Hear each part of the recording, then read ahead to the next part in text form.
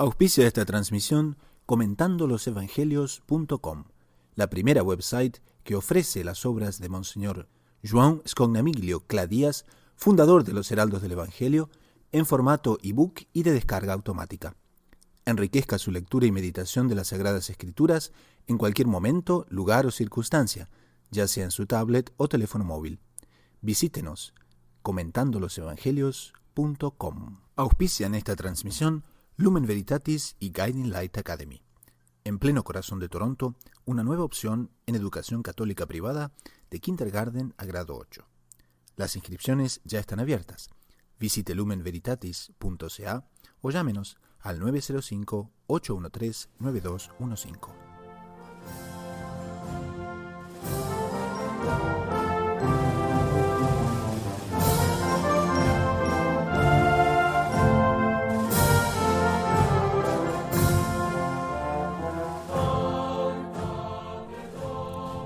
En el programa número 8 de Lo Inédito sobre los Evangelios, nos visita el Dr. Saúl Castiblanco, psicólogo, para conversar sobre un poderoso remedio contra la depresión y los problemas familiares, la maravilloterapia y la admiración.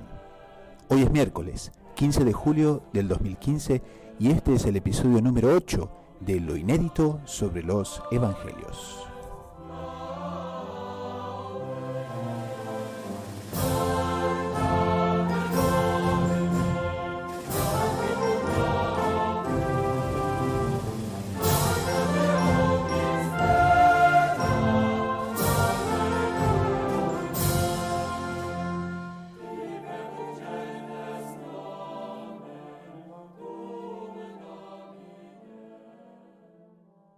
Bienvenidos a este programa extra del Inédito sobre los Evangelios. Como ustedes saben, este podcast procura poner en realce esta magnífica obra de Monseñor John Clark, especialmente cuando aborda los más variados temas y aspectos de las Escrituras, que siempre tienen aspectos nuevos que tendemos a olvidar, y de ahí el nombre justamente el Inédito sobre los Evangelios. Y hoy queríamos conversar una vez más sobre el Evangelio de San Marcos, donde Jesús predica en su propia ciudad, en Nazaret. Y nos basamos justamente en el comentario de Monseñor que lleva por título Admirar esa alegría, donde él más o menos nos comenta que el hombre busca la felicidad en las sendas del egoísmo en la civilización contemporánea, y creyendo que mientras más piense en sí mismo, más feliz va a ser. Y el problema está que ignora la verdadera alegría de alma que se encuentra únicamente en la admiración, en el volverse embelesado hacia lo que es superior. Y hoy tenemos como invitado especial, nuevamente con nosotros, al doctor Saúl Castiblanco. Hermano Gustavo, un gusto saludarlo, un gusto estar con nuestra querida audiencia y pidiendo siempre las luces de la providencia para estos temas que usted me invita a tratar.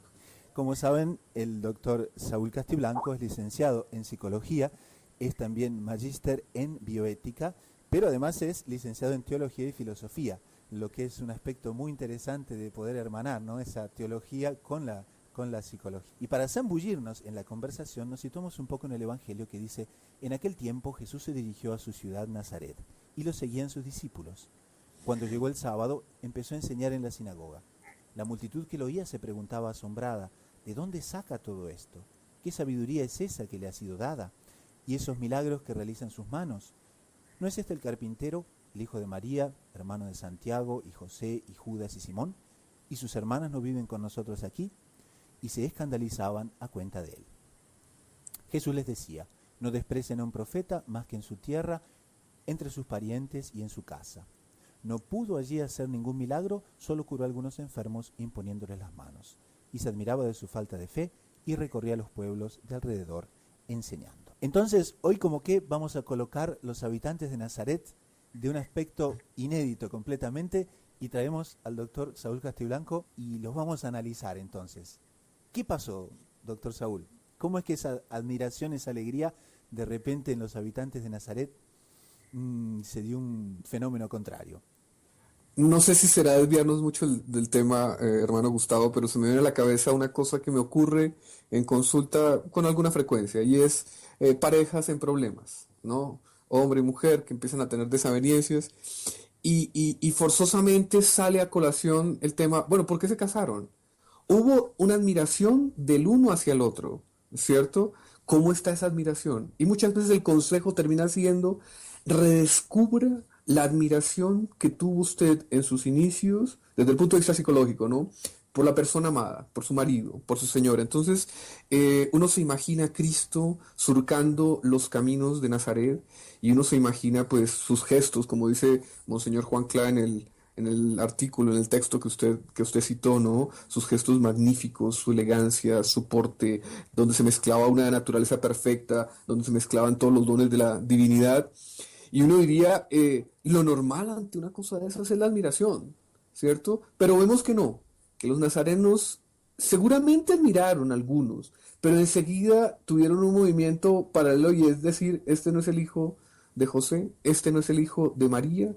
Entonces se pregunta uno, ¿no ocurre eso con frecuencia con nosotros en la actualidad? Claro, porque la situación era realmente impresionante, ¿no? Aquí Monseñor Duclán nos pone muy bien en la situación. Dice que el Señor, claro, vivió en Nazaret alrededor de 30 años, desde su regreso a Egipto hasta la muerte de Herodes, y de allí hasta el comienzo de su vida pública con el bautismo en el Jordán, ¿eh?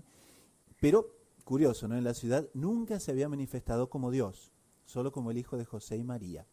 Por tanto, lo consideraban una persona común. De repente, claro, nuestro Señor parte hacia Galilea, los habitantes de Nazaret comienzan a recibir repercusiones relativas a los hechos. Se da la resurrección de Jairo, se da la curación de la hemorroísa. Y hay una pregunta que tenía para usted. ¿Qué pasa con la naturaleza humana que le cuesta creer en lo excepcional cuando es excepcional viene en la vida cotidiana? Yo creo que hay dos movimientos, don Gustavo, concomitantes, paralelos y contrarios, ante lo excepcional, ante lo sublime. En este caso concreto, ante nuestro Señor. Uno es la admiración. Yo creo que ese movimiento es natural, pero es concomitante con el movimiento de la comparación, ¿no? Entonces, si Él es así, yo soy así, puedo ser así, no puedo ser así, puedo ser más, puedo ser menos, ¿cierto? Y en la comparación es como que se juega la suerte de la admiración, porque si yo digo, por ejemplo, y eso lo explica muy bien Monseñor Juan Clara en el artículo que usted citó, dice, si yo digo, no, no puedo ser así, y me da rabia no poder ser así, es que es el movimiento de la envidia, que Bossuet dice que es el vicio más común en el género humano, entonces la admiración se apaga, la envidia apaga la visión de las cosas admirables, como que nos pone unas gafas negras que nos quita esa luz de lo maravilloso. ¿Dónde están las raíces de esa envidia? Pues La psicología humana. usted dijo que no, psicológicamente yo no las encuentro, don Gustavo, yo tengo que recurrir a la teología. Ah, Yo tengo que recurrir a la teología para explicarlo con el fenómeno del pecado original, pero la psicología lo tiene que constatar, o sea, no dice el por qué, pero lo constata.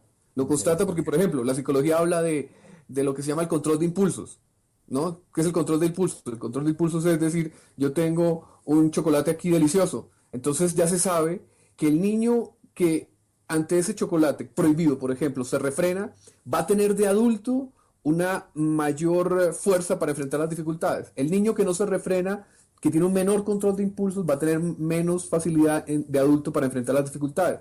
Pero entonces uno se pregunta, la mamá le da una orden, no se come ese chocolate. ¿Por qué? Porque ese chocolate en este momento le va a producir tales y tales males. Pero el niño tiene tendencia a comerse el chocolate y cede ante esa tentación o ante ese deseo en contra de lo que la razón y lo que la madre le dice. Entonces, ¿por qué cede ante eso? La psicología lo constata, pero no lo explica. Yo lo explico con base en el pecado original. Entonces, lo mismo la envidia. Yo la explico con base en el pecado original, pero es real. Es Entonces, real. la persona envidiosa, la persona hace que las cualidades, que las cosas admirables del entorno y sobre todo las personas que nos rodean se apague y adquiere una visión no objetiva, no real de la realidad. Es terrible. Entonces usted decía que entonces el primer movimiento ante la superioridad es la admiración. Y ahí, Yo creo que todo es muy rápido, son concomitantes. Admiración, enseguida comparación. En la comparación yo puedo tener dos actitudes. Una cual, no, nunca llegaré a tener esas cualidades. O sí las llegaré a tener. Cuando uno dice, no las llegaré a tener, uno dice, bueno, no las llegaré a tener, pero no importa. Yo admiro eso que es ajeno a mí, pero que es superior a mí. Y lo admiro porque es más valioso que lo que yo tengo y en ese momento me elevo. Es una cosa ya medio mágica. Voy a emplear un término un poco peligroso. Y es que cuando usted admira algo, inclusive superior a usted, que usted no tiene, esa admiración lo eleva y en algo ya le da, en algo ya obtiene usted algo de esa superioridad. Pero también puede venir el movimiento, oiga, no lo tengo, me gustaría tenerlo, no lo tengo, me da rabia y es una manifestación de envidia. Eso cuando no lo tengo, pero cuando yo admiro algo que puedo tener, ¿cierto? También hay dos movimientos. ¿Cuál? Oiga, yo lo puedo tener. ¿Por qué? Porque yo siento las potencialidades para tenerlo. Entonces, ahí no hay envidia, hay una emulación, que es un término más bien teológico, ¿cierto? Y yo digo, yo puedo subir. Entonces la admiración de algo superior que yo puedo obtener me hace subir.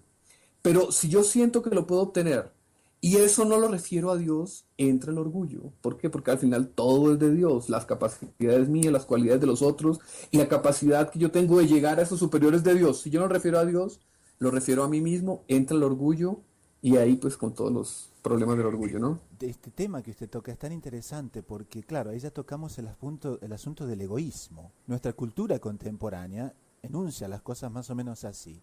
Cuanto más se piense en uno, más uno será feliz. Ahora, Exactamente. ¿pero eso es saludable o es perjudicial en el balance psicológico No, de la a la persona? luz de lo que hemos hablado, hermano Gustavo, es siniestro. Y eso que usted dice es muy real, ¿no? No es que nunca he tenido tiempo para mí mismo.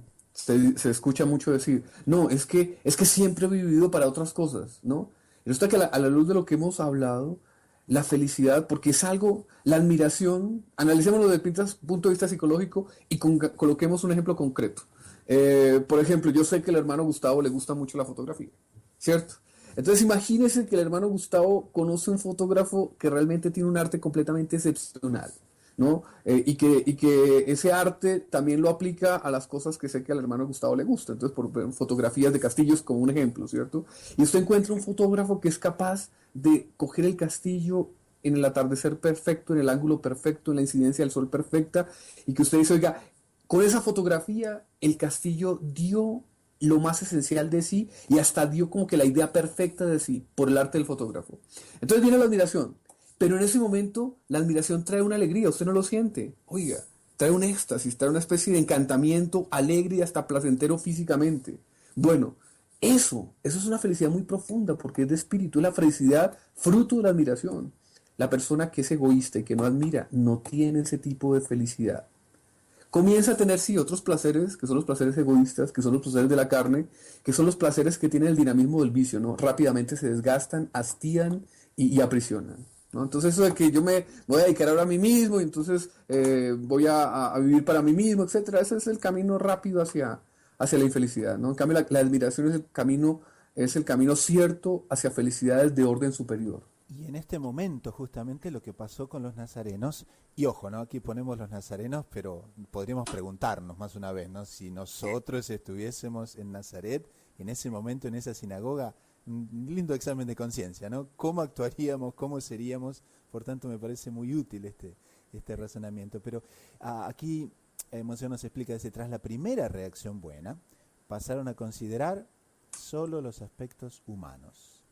Y pronto surgieron las dudas de mala fe, seguidas de la envidia. Y aquí cita muy bien a San Basilio, las palabras de San Basilio que son muy contundentes, ¿no? Dice, es la envidia un género de odio el más fiero, porque los beneficios amansan a los que por otra causa son enemigos nuestros.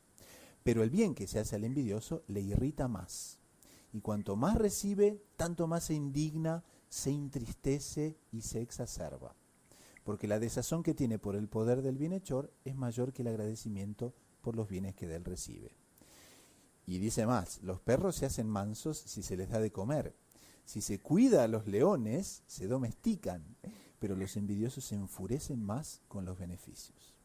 Uy, qué terrible. Impresionante, ¿no? Qué Y uno lo contundencia esto, siente muy ¿eh? real, uno lo siente muy real, hermano Gustavo, y uno lo siente también que es como que una descripción de la psicología de Satanás. ¿Entiende? O sea, él que tenía muchísimos dones, pero que su Claro. gran movimiento espiritual tenía que ser una contemplación de Dios en el orden creado, en las maravillas que le iba creando, inclusive en los inferiores a él, en los ángeles inferiores a él, ¿cierto? Admirar las cualidades presentes en los ángeles inferiores a él, en un momento determinado cierra ese circuito hacia Dios rumbo a través del orden creado, empieza a fijarse en sí mismo, empieza a encerrarse en sí mismo, lo que es sinónimo del egoísmo, empieza a fruir unos placeres morbosos y egoístas de propiamente del contemplarse a sí mismo, y en ese momento empieza a odiar todo lo que venga de afuera, inclusive hasta los propios beneficios de Dios, porque seguramente Dios, cuando vio el proceso del demonio, él le mandó gracias para convertirse, ¿no? Y en ese proceso él hasta las gracias las odia y las detesta. Y también es cierto, ¿no? Uno puede crear el camino contrario, un camino de la persona que está triste porque vive pensando solo en sí mismo, en las cosas que no ha logrado, en las cosas que tiene por lograr, etcétera, pero que en un momento determinado, por ejemplo, escucha un programa de estos y por una gracia de Dios sabe que la admiración es el camino hacia la felicidad verdadera y el camino hacia Dios. Y entonces dice, ¿por qué no? ¿Por qué no empezar a mirar un bello atardecer? ¿Por qué no mirar, por ejemplo, este conejito que me pareció tan pintoresco y que por una gracia de Dios también me atrajo? Y empieza a abrir su alma para ver a Dios en el orden creado, sobre todo en las cosas maravillosas. Y esto también es una fuerte táctica contra la depresión, tan común en nuestros días, ¿no? Un signo común, completamente universalmente común de los deprimidos es el encerrarse en sí mismo. Entonces sí, el egoísmo es predepresivo. No tengo miedo en afirmar eso, porque lo constato inclusive en la práctica cotidiana.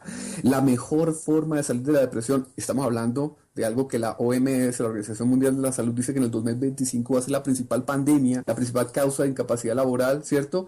Una de las grandes vacunas contra la depresión es eso, es vivir en la admiración, en la contemplación de las cosas maravillosas que están fuera de nosotros y que, como hemos dicho, nos causa alegría, felicidad, etcétera. Entonces los oyentes tomen nota ya nomás la primera receta del doctor Saúl Castiblanco que nos dice la mejor receta contra la depresión se llama admirar, ¿eh? Es una receta de la que no me quiero apropiar, no quiero ganar indulgencias ajenas. Es una receta de Monseñor Juan Clá. Él habla de una cosa maravillosa que se llama la maravilloterapia, Uy, ¿cierto? ¿cómo Y es? él ¿Cómo es? dice maravilloterapia. Él la emplea. Yo no Maravilloterapia. me acuerdo si en alguna de las tesis de uno de sus muchos estudios o propiamente en este libro que nos convoca ahora, lo inédito de los evangelios, él dice, oye, es una terapia. ¿Por qué? Porque es caminar rumbo al cielo, es caminar rumbo a la salud del alma perfecta, contemplando las cosas lindas.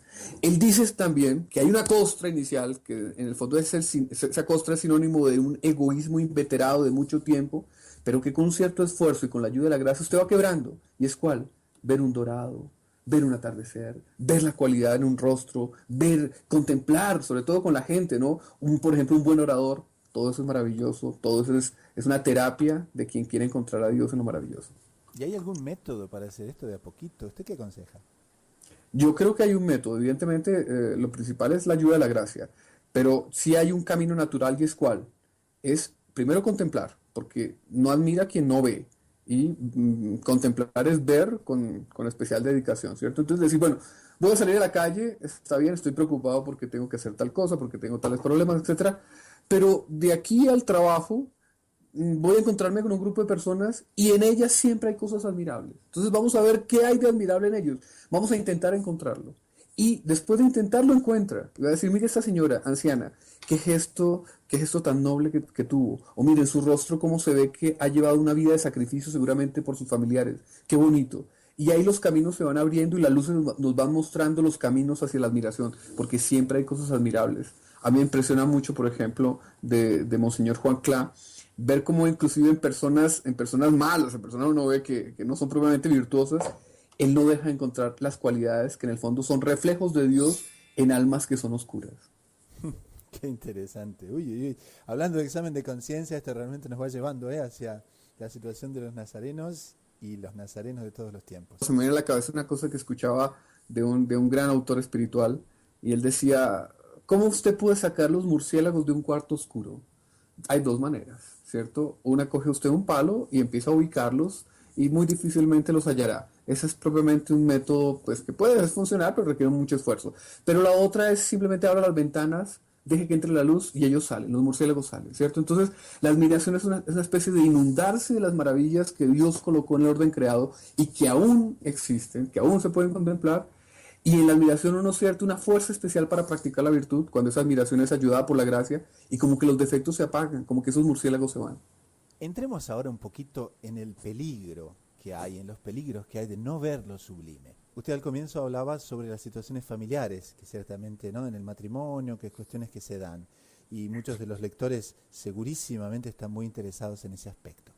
Y aquí ocurre algo muy, muy profundo con la propia familia de Jesús, porque San Marcos había relatado que algunos parientes de Jesús estaban avergonzados de él hasta el punto que en cierta ocasión fueron a buscarlo para llevárselo porque se decía que estaba fuera de sí.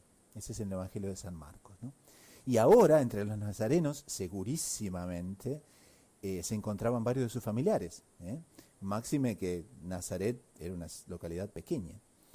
Y quizás se compararían ellos mismos con Jesús, imaginándose ser semejantes a él a causa de la consanguinidad, de los lazos familiares. Bueno, van a constar que están no en superioridad, sino en inferioridad.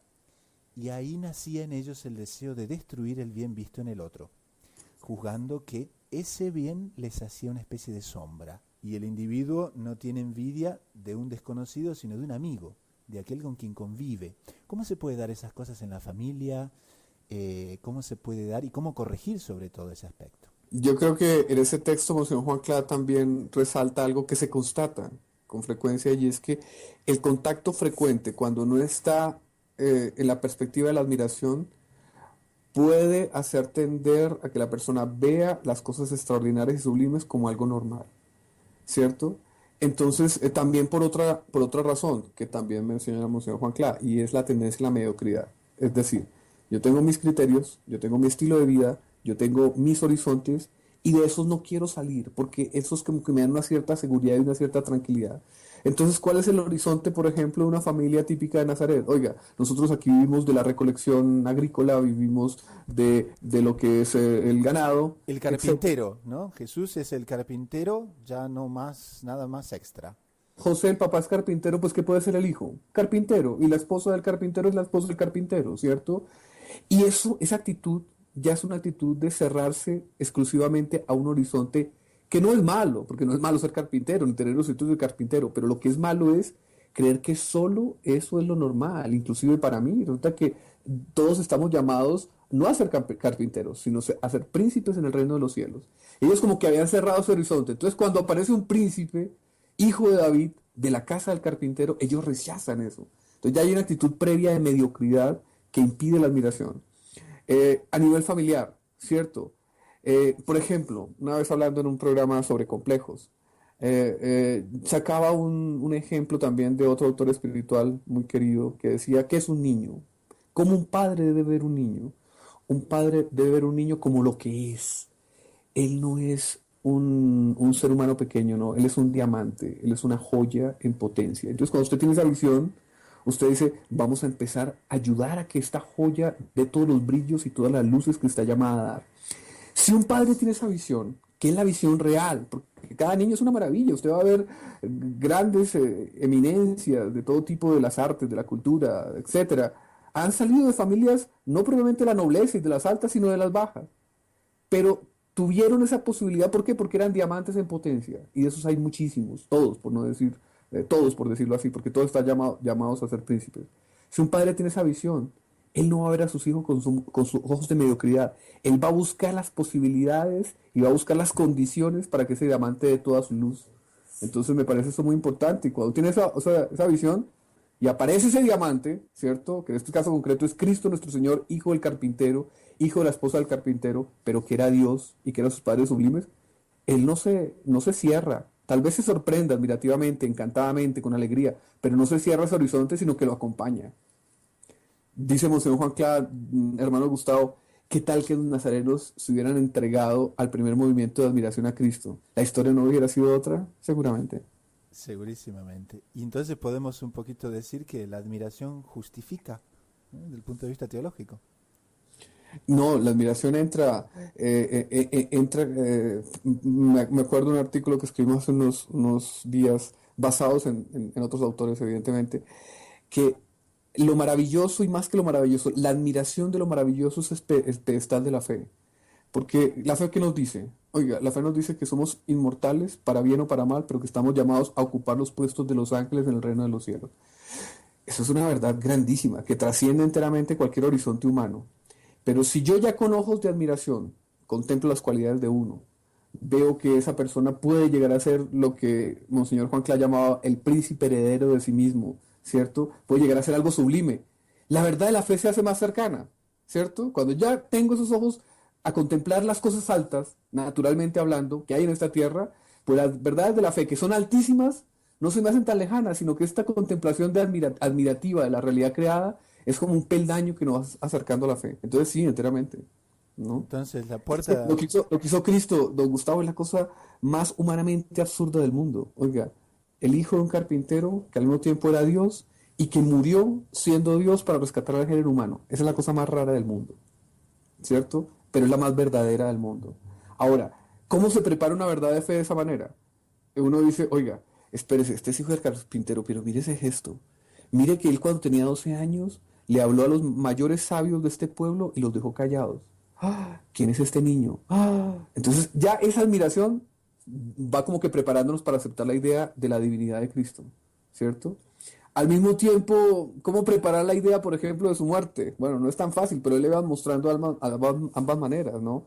Le iba mostrando que al mismo tiempo que era sublime, era muy humano y tenía los sentimientos que estuvo, por ejemplo, cuando murió Lázaro, ¿no? Una cosa maravillosa.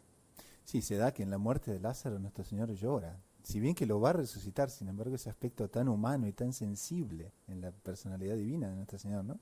Se da que Él llora. Bueno, y pasaríamos ahora a la siguiente parte del Evangelio, donde entraríamos en las consecuencias de esa ceguera de Dios. ¿Eh? Porque ya vimos entonces que la admiración justifica que el egoísmo y la mediocridad van juntos, son recíprocos, son inseparables. Aquí Monseñor dice que el mediocre nunca reconoce los valores que le conciernen porque es archiegoísta. Entonces, bueno, para curar el archiegoísmo, lo mejor es ser archiadmirativo. Pero aquí se da un punto impresionante, ¿no? Que dice, no pudo hacer allí ningún milagro. O sea, nuestro Señor no pudo, no es que no quiso, no pudo, no consiguió como que cruzar esa cerca que los nazarenos le pusieron en materia de envidia y de egoísmo. Se me viene a la cabeza lo siguiente, don Gustavo. Por ejemplo, él decía que es la fe la que mueve montañas, que si tuviéramos fe como un granito de mostaza, ocurrirían las mayores maravillas. Pero ¿qué es la fe? La fe es creer las verdades que Dios nos ha revelado, comenzando por la fundamental, después de la Santísima Trinidad, y es que Cristo es Dios.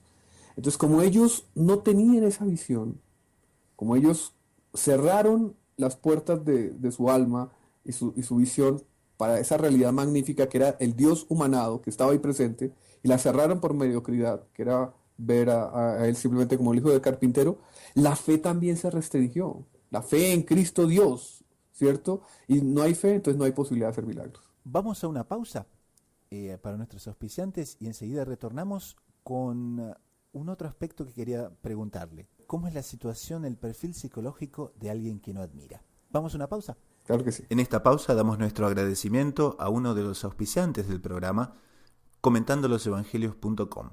Se trata de la primera website que ofrece las obras de Monseñor Joan Scognamiglio Cladias, fundador de los Heraldos del Evangelio, en formato ebook y de descarga automática.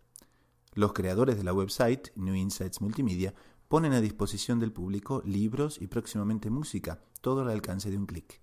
Los ebooks también se encuentran disponibles en la tienda de Google Play y iTunes. Enriquezca su lectura y meditación de las Sagradas Escrituras en cualquier momento, lugar o circunstancia, ya sea en su tablet o teléfono móvil. Visite comentandolosevangelios.com, clique tienda y como privilegio exclusivo de la audiencia de lo inédito, reciba un 10% de descuento utilizando el cupón Evangelio 10, Evangelio 10. Visite hoy mismo comentandolosevangelios.com y ayúdenos a evangelizar la Internet. Continuamos entonces con el doctor Saúl Castiblanco conversando sobre las consecuencias fantásticas del Evangelio de San Marcos. ¿Cómo es el perfil de la persona que no admira? Uno de los rasgos que primero se me vienen a la mente, hermano Gustavo, es una cierta tristeza. Y yo la explico por razones filosóficas y teológicas. Y es lo siguiente, el ser humano es un ser contingente. ¿Qué quiere decir eso? Carente, limitado, finito. Pero con la característica impresionante de que busca lo infinito, lo ilimitado, aquello es eterno, inmutable, etcétera, pleno, etcétera, ¿cierto? El egoísmo justamente, en un falso engaño que usted ahorita describía muy bien, dice, no, yo voy a encontrar esa felicidad enteramente en mí, dentro de mí. Resulta que él es finito, que él es limitado, que él es carente. Entonces, forzosamente, no va a encontrar la felicidad en él. Y de ahí viene la tristeza. Entonces, la admiración, que es la puerta hacia lo infinito, hacia lo sublime, hacia lo total y completo, es justamente la que trae la felicidad, y quien cierra la puerta a la admiración cae en la tristeza. Entonces, ¿cómo él reemplaza esa sed de infinito. Me parece que forzosamente con algo que Monseñor Juan Cla habla mucho y es el buscar el infinito ya no en la admiración de Dios en el orden creado, sino en el orgullo y la sensualidad. ¿Cómo se llega a ejercitarse, por ejemplo, en esa virtud del desprendimiento de nosotros mismos?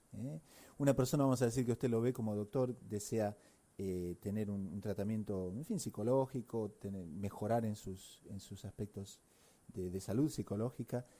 ¿Qué usted le aconseja para salir de sí mismo, para adquirir ese desprendimiento que necesitan? Mire, hermano Gustavo, que no lo digo yo, lo dicen grandes teóricos por ejemplo, del caso de la depresión. Entonces, una de las cosas que muchos recomiendan y que yo personalmente recomiendo es busque actividades que antes le eran agradables y que ahora no lo son, pero que lo son en algo.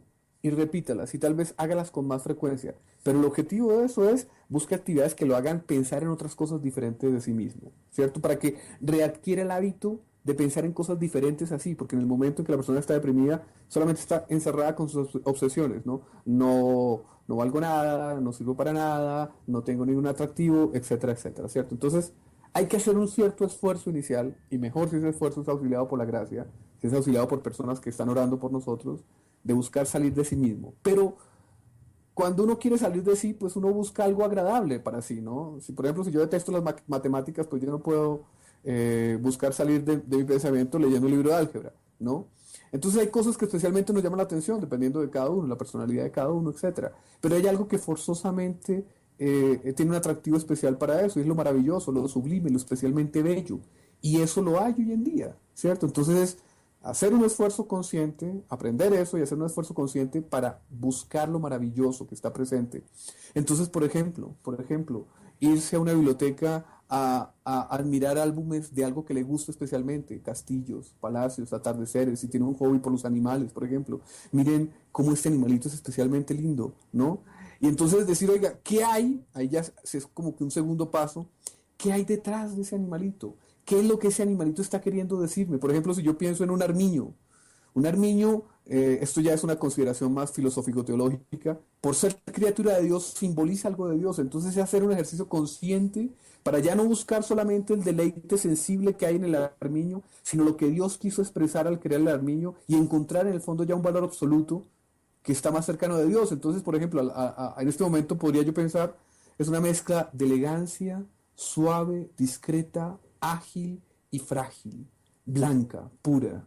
Eso sería algo así como el armiño. Pero con el armiño hay toda la serie de maravillas que están en la contemplación del hombre, puestas por Dios. Claro, y eso nos ayuda a crecer y olvidarnos de nosotros mismos, ¿no? Qué interesante. En ese momento uno adquiere un hábito y después uno vuelve a sus problemas, porque uno no puede, Vuelve, claro, es humano. pero siempre pensando en algo superior. Y uno siente la felicidad. Es una felicidad que es más completa cuando la contemplación no es meramente sensible, para insistir en ese punto, ¿cierto? Porque, por ejemplo, si usted ve un león, todos quedamos admirados con el león. Pero si uno hace un esfuerzo racional, oiga, ¿por qué estoy admirando al león?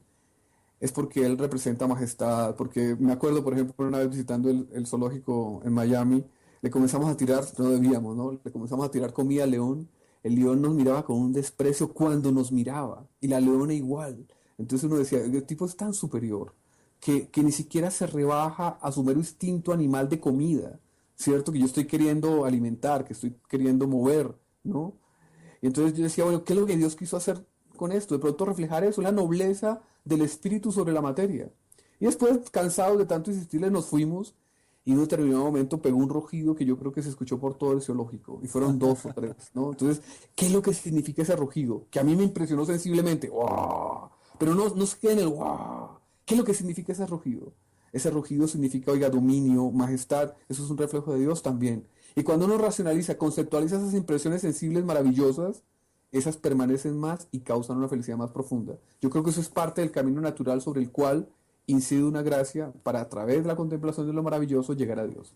Entonces lo maravilloso nos lleva tanto, ¿no? Esa trilogía es de Santo Tomás de Aquino que dice, ¿no? El verum bonum pulcrum, ¿no? Lo bueno, lo bello, lo verdadero, que nos va poblando el alma de esas impresiones y nos lleva hacia Dios porque es el sumo bien, la suma belleza, la verdad por excelencia es Dios, ¿no es cierto?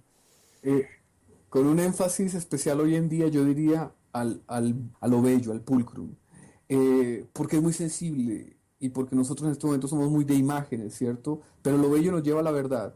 Lo bello nos lleva a la verdad cuando hacemos también un esfuerzo de conceptualización, porque esto me pareció bello. Pero lo bello sigue moviendo a la gente, inclusive a la gente que no está por las vías de la virtud.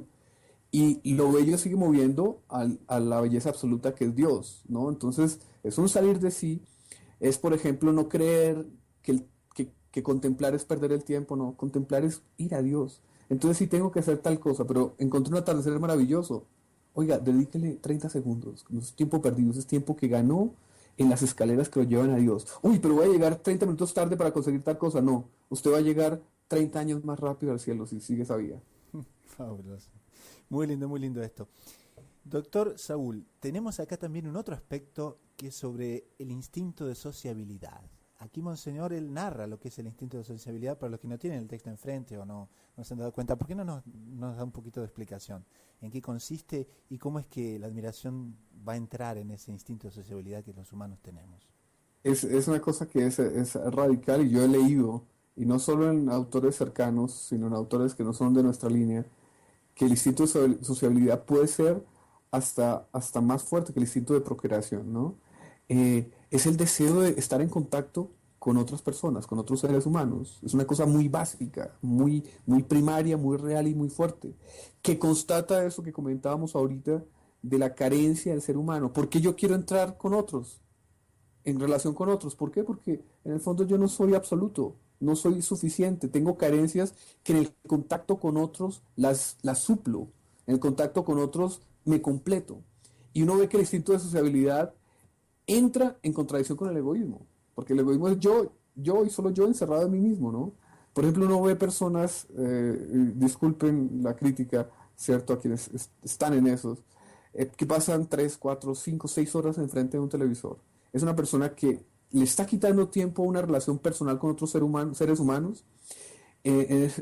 Puede ser en eso satisfaciendo el egoísmo, pero al mismo tiempo buscando realidad por fuera. ¿Por qué? Porque la televisión nos muestra imágenes de otros seres, ¿cierto?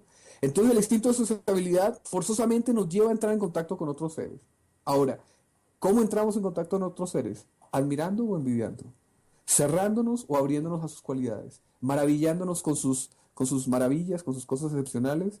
¿O más bien no? ¿Envidiando y buscando aplastar a los otros para conseguir mis fines? ¿No?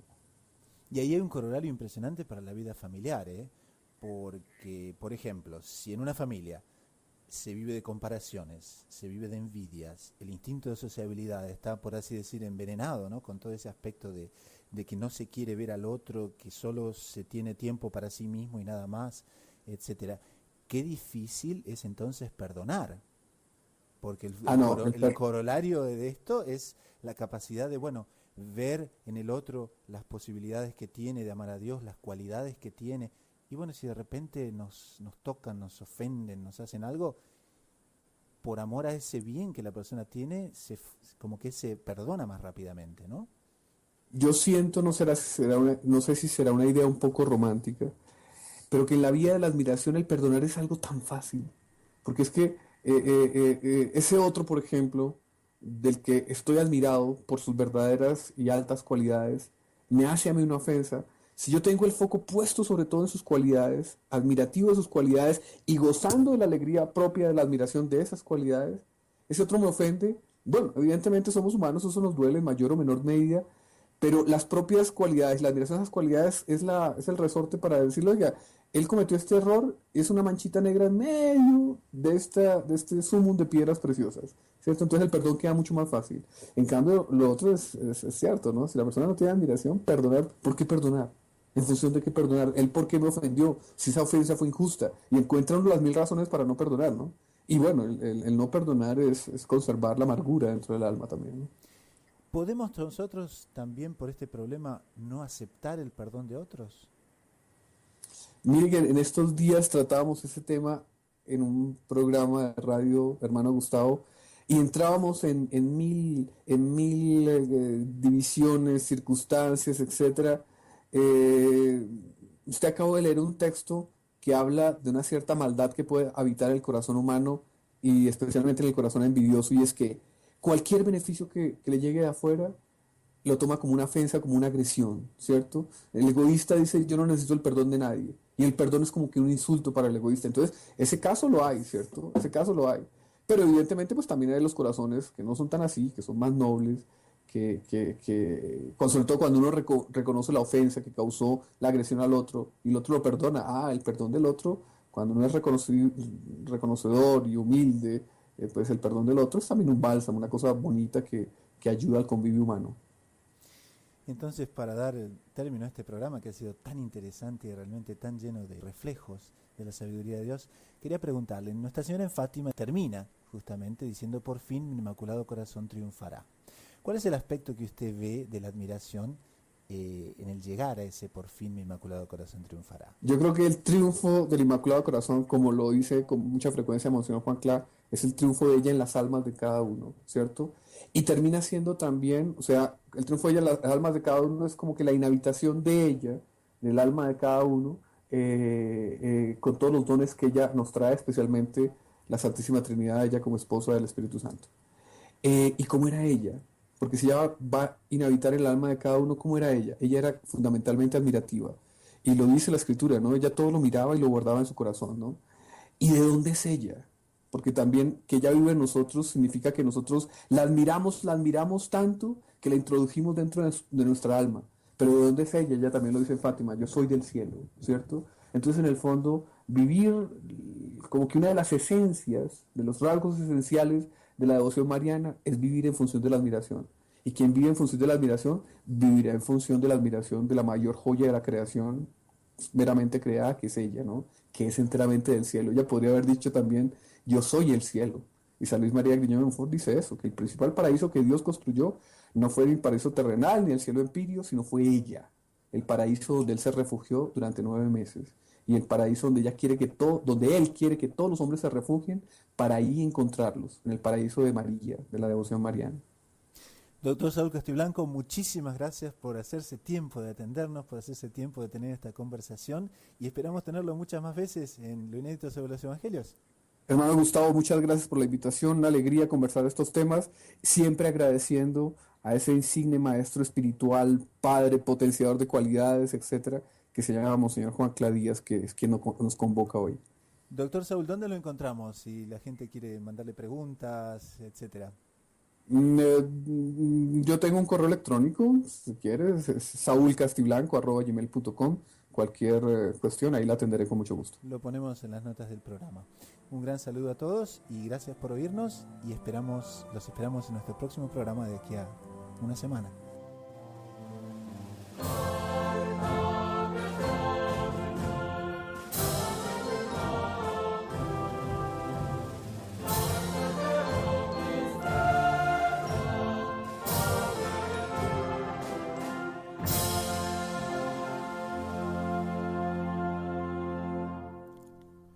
Lo Inédito sobre los Evangelios es una producción de New Insights Multimedia. www.comentandolosevangelios.com